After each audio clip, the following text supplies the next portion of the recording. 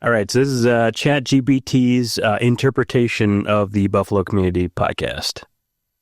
Oh, give it a second. Buffalo Community Podcast does a solid job of highlighting local people and events, which is great for a tight town like Buffalo.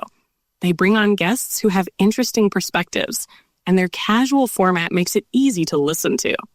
That said, if you're not deeply invested in Buffalo MN, it might not be the most engaging content. Shut it off. The production quality is decent, but not groundbreaking. The conversation style can sometimes feel like inside baseball. Really enjoyable for locals, but not necessarily compelling for outsiders. If they wanted to grow beyond their immediate community, they'd need to refine their format, improve their production value, and bring in guests/topics that have wider appeal. But if their goal is strictly to serve Buffalo, they're doing what they need to do. At a bare minimum. Nailed it. Story of my life.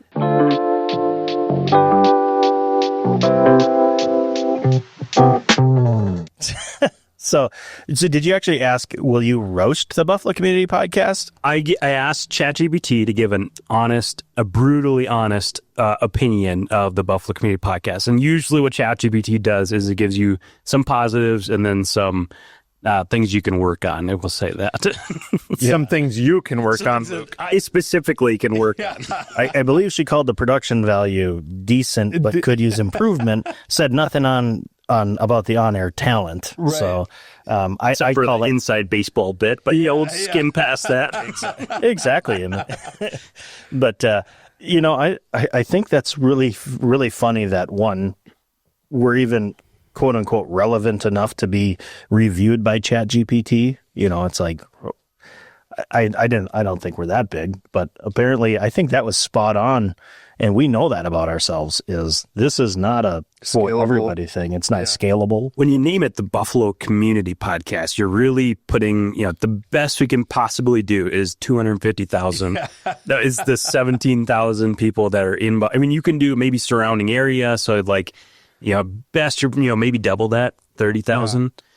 Well, there was a guy in Michigan that found us once. Yeah, just to throw some shade on my tightly fitting Brett Favre jersey. I'm working on it. Yeah. Turns out I'm just working in a negative manner. Working on getting that new jersey. How does that make you feel, Luke? It's fine. I mean, I've never claimed to be the best podcast production ever. So, and for a local community podcast, I feel like it fits pretty well with who we are and what we're doing. Yeah. I'm trying to think of a takeaway, right? It's kind of like,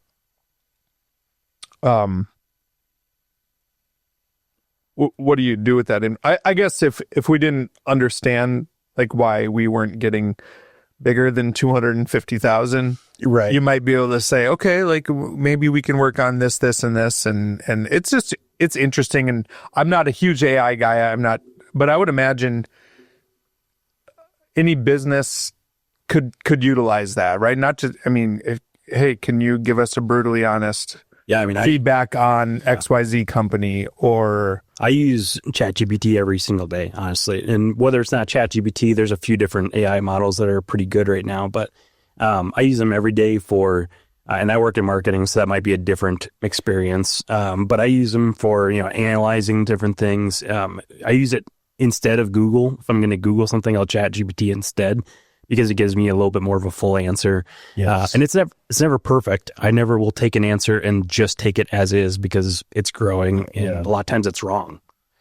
So I've noticed too, when you Google something, the first thing you get is kind of the AI response or, whatever. Gemini.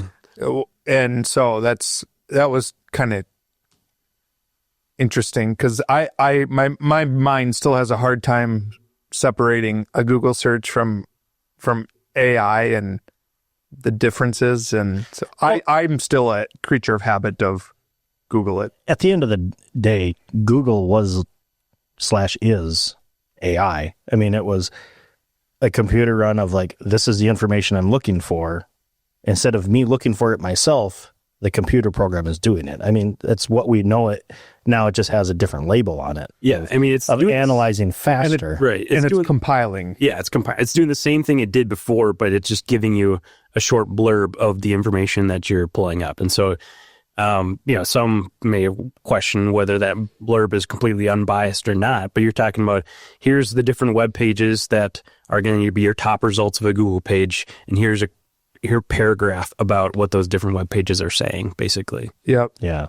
Now there are some ways we use like ChatGPT, and a lot of it is more of just analyzing raw data or collecting raw data. I mean, it's not, my job is more emotional selling than anything, and just it's really working faster to compile that data and making our job simpler, but it's still not taking out the human element of it. But yeah, I think that lady was spot on. Yeah, I think she did a great job. Thanks, Mom. Yeah, that one lady. Yeah. Yeah. One thing I will say about AI specifically, like for small business owners, I feel like it's got to be just a game changer, because instead of hiring a copywriter or going out and getting all these different services, you can do a lot of that on your own now without having the knowledge of necessarily knowing how to do it. You can do a lot of the market research. You can do a lot of the different R&D pieces that you had to hire people out to do before. And you're still going to get a better result if you hire people out. You're still going to get a better result if you hire a copywriter. Yeah. But those people are also utilizing AI as well. Yeah. ChatGPT. I mean, they'd be ridiculous not to. Mm-hmm. Saves you so much time. Yeah. And I think one part is, I took a course on Coursive. Have you ever heard of that app? Yeah. Is there, and it almost teaches you how to train the AI to get the information you're looking for. And it's really, give it a direction. This is what I want you to do. Pretend you're an excellent copywriter for an advertising company that specializes in millennial buyers of X product that are important to, reusable, fuels or whatever, and then it really spits it out, because then that can actually compile all that information. So yeah, yep. Knowing how to prompt is almost, I would imagine that's going to be a skill, a highly sought after skill, because you can get the right results out of AI. AI is going to get better, and it's going to get more intuitive with the questions that you're asking, understanding what you're really trying to get to. Yeah. But the people right now that really know how to prompt AI well, they're going to be really highly sought after, and they might have jobs that are only doing that. So AI will get to a point when it says, well, you didn't do a very good job of prompting me, but I understand what you're getting at, and so I'm going to give you a response as if you gave me a really great prompt.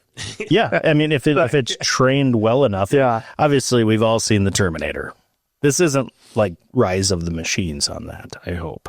But yeah, you're exactly right. It does learn, and where I think the dangers is, when we really make it as a podcast is when people start impersonating our voices and then putting out their own podcasts as the Buffalo Community Pod. That's when we know we've made it.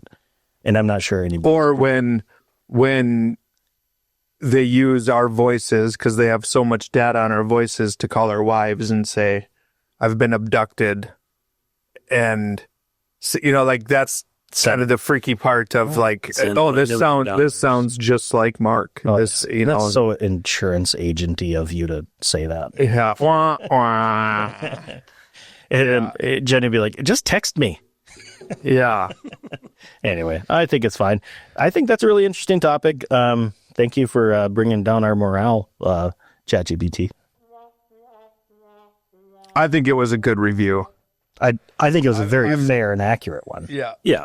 That's valid. I don't agree with all the production pieces in there, but I think it was fair analysis. Hey, Luke, could you go out and get a few more thousands of dollars worth of equipment so that next time? I think that's probably the next step. Just upgrade everything, spend thousands of dollars more on this podcast that doesn't make us any money. Yeah. And I think, we'll make it to the next level. We'll get 251,000.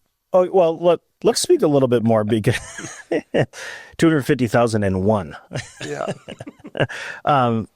We get asked to go do career day speaking. Mm-hmm.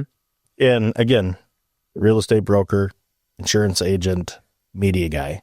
Yep. Set up by the Buffalo Chamber of Commerce. Yeah. So thank you to the Chamber for setting up those opportunities for Career Day. Yeah.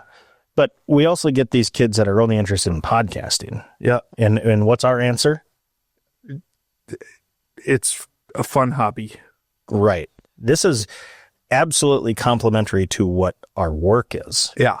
It is intentional for our work. This is our marketing part. Yep. That is less invasive than, hundreds of billboards or any of that. And it's fun. But I think anybody that can learn to have a conversation with somebody, even if it's their interesting aspects with lower production value or fair production value, I think is a better deal in any business. Or if you want to do one that doesn't even include video. Yeah. That's what a podcast is. It's the audio format. Yeah. We do a video podcast. We just happen to be handsome enough to put on film. Or at least brave enough. That's why we don't give them speaking parts very much. But, that's our answer is a lot of times is learn to be curious. That's a Larry King thing. Genuinely curious. Genuinely curious. But if you're thinking about it, ask us some questions, and I think you'd be a lot more surprised on how special podcasting isn't. Yeah. But it's still insanely fun. It's a lot of fun. Yeah. But for the very humbled Buffalo Community Podcast, I'm Tyler Reiss. Mark Benzer. Luke Edlund.